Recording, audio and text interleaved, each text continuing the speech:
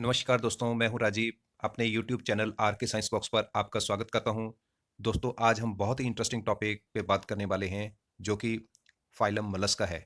Mollusca शब्द लिया गया है लैटिन लैंग्वेज के वर्ड मॉलिस में से, और मॉलिस का मतलब होता है सॉफ्ट बॉडीड एनिमल्स। और सॉफ्ट बॉडीड एनिमल्स, सारे एनिमल्स इसमें आ जाते हैं। और सबसे पहले ये टर्म एरिस्टोटल ने कटल फिश के लिए इस्तेमाल करी थी, जो कि उसने एजियन सी से देखी थी। और मोलस्का में क्लैम्स आ जाते हैं, स्नेल्स आ जाते हैं, स्लग, स्क्विड, ऑक्टोपस, नॉटिलस जैसे बड़े सारे ऑर्गेनिजम्स इसमें आ जाते हैं।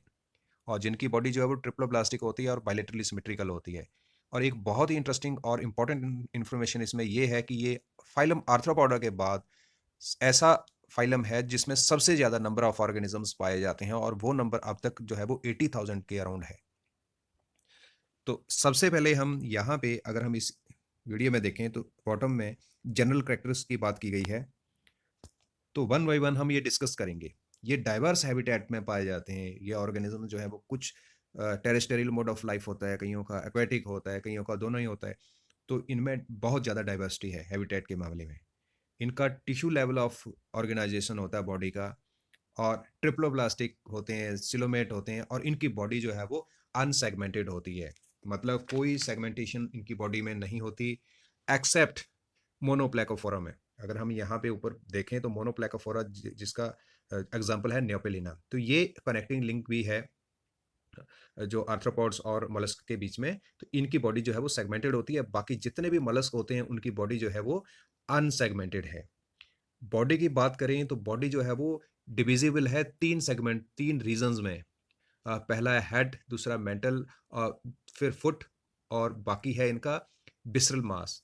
तो ये जो है ये चार रीजन हैं जिनमें बॉडी जो है वो डिविजिबल है। फिर हम बात करते हैं शेल की। तो इनका शेल जो है अगर प्रेजेंट होता है बॉडी में, तो वो यूनिवॉल्व भी हो सकते हैं या वो बाइवॉल्व भी हो सकते हैं।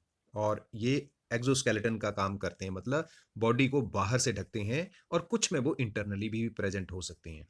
अगर हम बात करें सिलोम की, तो सिलोम जो है इनमें लगभग रिड्यूस्ड होता है, और मेनली जो है वो पेरिकार्डियल कैविटी या गोनेडल कैविटी या किडनी में पाया जाता है।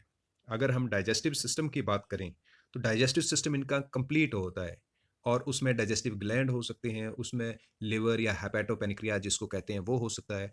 और इनमें रास्पिंग ऑर्गन होता है एक, जिसको रेडुला कहते हैं, वो जनरली जो है वो प्रेजेंट होता है, जो टीथ की तरह काम करता होता है। जैसे हमारे दांत चबाने काटने का काम करते हैं, वैसे रेडुला काम करता है।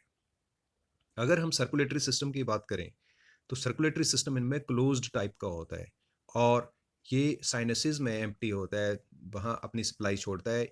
इनमें जो है वो हार्ट होता है, और हार्ट में एक या दो ऑरिकल्स हो सकते हैं, ये और साथ में एक वेंट्रिकल हो सकती है। और ब्लड जो है इनका, उसमें एमिबोसाइट्स होते हैं, ब्लड सेल्स जो होते हैं, और उसमें पिगमेंट उसकी हीमोसाइनिन होती है, लगभग वो ब्लू कलर की होती है। फिर हम बात करते हैं रेस्पिरेशन की। तो रेस्पिरेशन इनमें डायरेक्ट होती है, और वो गिल्स के थ्रू होती है, या लंग्स के थ्रू भी हो सकती है, या दोनों के थ्रू हो सकती है। फिर हम बात करते हैं एक्सक्रीशन की। तो इनमें पेयर्ड नेफ्रिडिया होते हैं, किडनीज होती हैं जो एक्सक्रीशन का काम करती हैं, और इनको मेटानेफ्रिडिया भी कहते हैं। फिर नर्वस सिस्टम की बात करें, तो इनमें जो है वो पेयर्ड गैंग्लिया होते हैं, और कनेक्टिव और नर्व्स भी होती हैं इनमें। तो ये गैंग्लिया जो है वो यूजुअली जो है वो एक सर्कम एंटेरिक रिंग बना देते हैं, जो ब्रेन लाइक बिहेव करता है। और अगर इनके सेंस ऑर्गन्स की बात करें, तो इनमें आईज भी होती हैं, और इनमें स्टेटोसिस्ट होता है, जो कि इनकी बड़ी एक पेक्युलर फीचर है कि इनमें स्टेटोसिस्ट होता है। स्टेटोसिस्ट एक बैलेंसिंग ऑर्गन भी कहलाता है। और रिसेप्टर्स होते हैं इनमें टच के लिए, स्मेल के लिए, और टेस्ट के लिए। अगर हम इनमें सेक्सेस की बात करें, तो ये डायोसिस भी हो सकते हैं और मोनोसिस भी हो सकते हैं, और वन और टू गोनेड्स हो सकते हैं इनमें, जो जिनके साथ क्या है, गोनोडक्ट होता है। और ओपनिंग जो है इनकी रिनल डक्ट्स या फिर एक्सटीरियर में होती है। फर्टिलाइजेशन की बात करें, तो इनमें एक्सटर्नल या इंटरनल फर्टिलाइजेशन दोनों ही हो सकती हैं, कोई में से कोई सी भी। और डेवलपमेंट इनकी डायरेक्ट होती है, और that is through free larval forms. और लास्ट में अगर हम बात करें एग्जाम्पल्स की, तो ऊपर क्लासिफिकेशन में बड़े सारे एग्जाम्पल दिए हुए हैं, पर फिर भी यहाँ पे आपको पाइला, स्नेल, यूनी ऑक्टोपस और डेंटेलियम और स्लग का सिंपल से एग्जाम्पल याद रखने आसान रहेंगे। अब हम आते हैं क्लासिफिकेशन के ऊपर, कि उसको कैसे लर्न करना है, कैसे इनको डिवाइड किया गया है।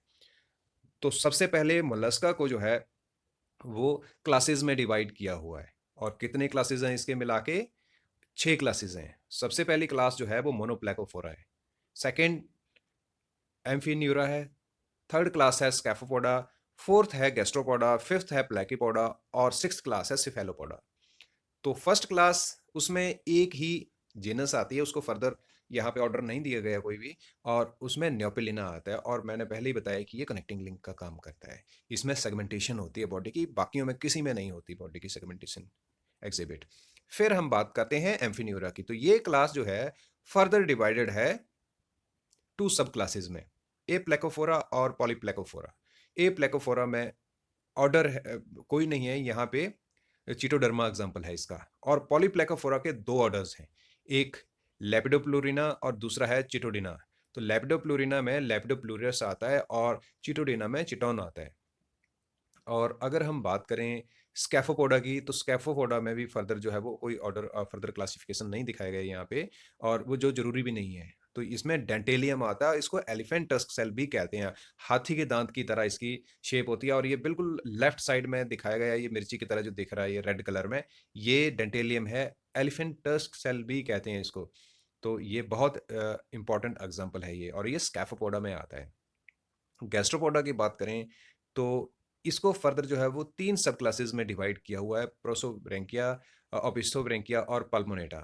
और गैस्ट्रोपोडा का मतलब कि इसके जो जो पोडा का मतलब कि फुट, तो फुट जो है उसके जो है वो गैस्ट्रो मतलब स्टमक के साथ जो है वो वहाँ से निकलते हैं, तो उसके साथ अटैच्ड हैं ये।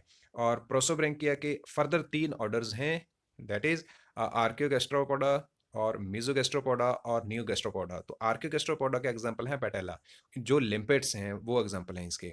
और मीजोगैस्ट्रोपोडा के एग्जांपल हैं पाइला, और इसको एप्पल स्नेल भी कहते हैं। तो ये स्पेसिमन ऑर्गेनिज्म है और इसकी डिटेल में स्टडी होगी।